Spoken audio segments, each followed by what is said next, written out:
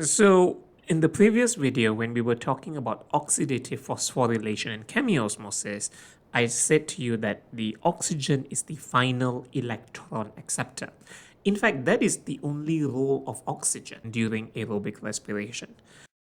I just want to talk a little bit about what happens if oxygen is not present and how can that be detrimental to us. So what you have here is the inner membrane of the mitochondrion. You can see the electron transport chain, ATP synthase, and the inner membrane separates the two areas, intermembrane space and the matrix of the mitochondrion. So if oxygen is not present, what happens? Now, remember, in Krebs cycle, link reaction, and glycolysis, it gives you a total of 10 reduced NADs when the glucose is broken down, right? If you look at that diagram. So what I'm going to do here is I'm just going to draw out 6 reduced NADs. You don't have to memorize this part, but it helps, okay? Now, remember, what must happen to the reduced NAD is, first reduced NAD will release its hydrogen by undergoing oxidation, and that hydrogen will split into protons and electrons.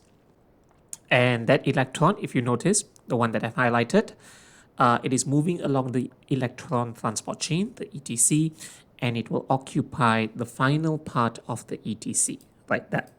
And the hydrogen ion is pumped against the concentration gradient because remember, as the electron moves along the ETC, energy is released and that energy is used to pump hydrogen ions into the intermembrane space. What I want you to focus on is the NAD, and the NAD is regenerated, so it can go back to glycolysis, link reaction, or Krebs cycle to transport more hydrogen atoms. Now, look at the second reduced NAD.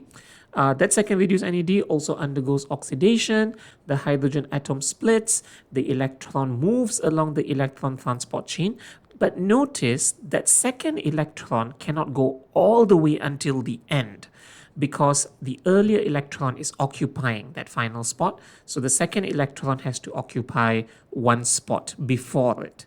But it still moves along the ETC and the hydrogen ions are pumped against the concentration gradient. So far so good, and that NAD has been regenerated.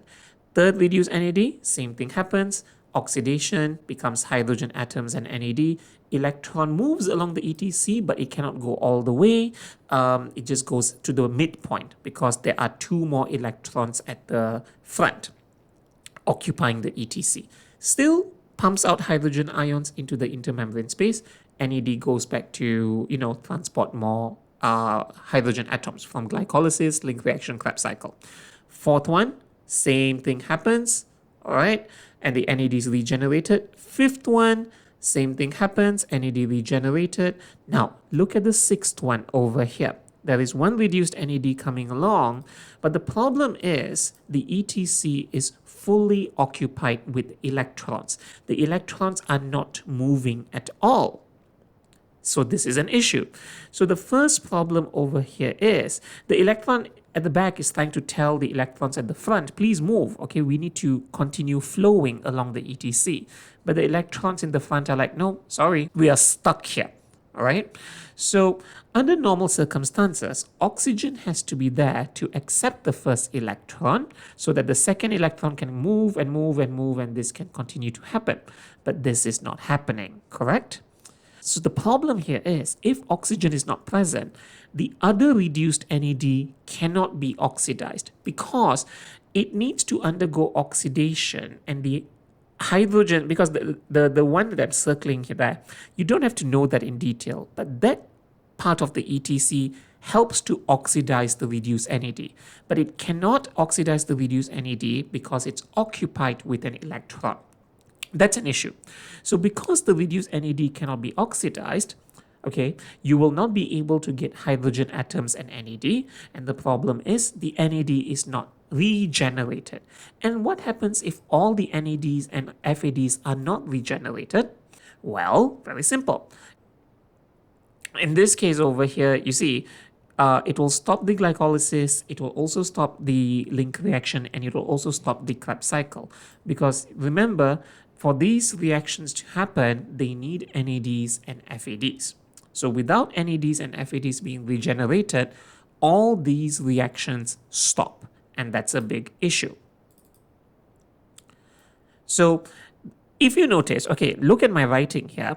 I only said that link reaction and Krebs cycle stops because they require NADs and FADs to function.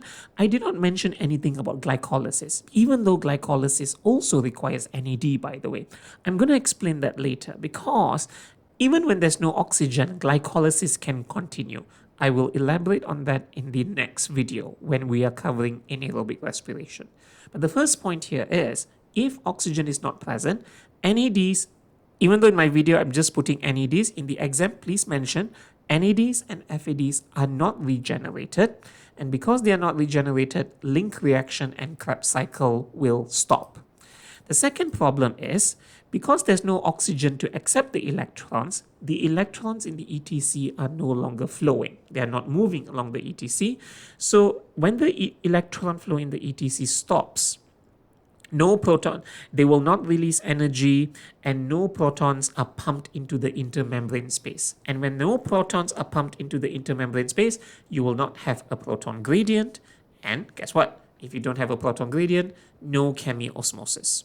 And if there's no chemiosmosis, no ATP synthesis will take place. And I don't need to tell you what happens when your body cannot regenerate or synthesize ATP. You die. It's as simple as that. So this is why oxygen, even though oxygen has a very simple role, all oxygen does is accept the electron. It's the final electron acceptor during oxidative phosphorylation. But if oxygen is not there, you will not be able to regenerate your hydrogen carriers, and you will not be able to establish a proton gradient. So ATP synthesis will completely stop as well.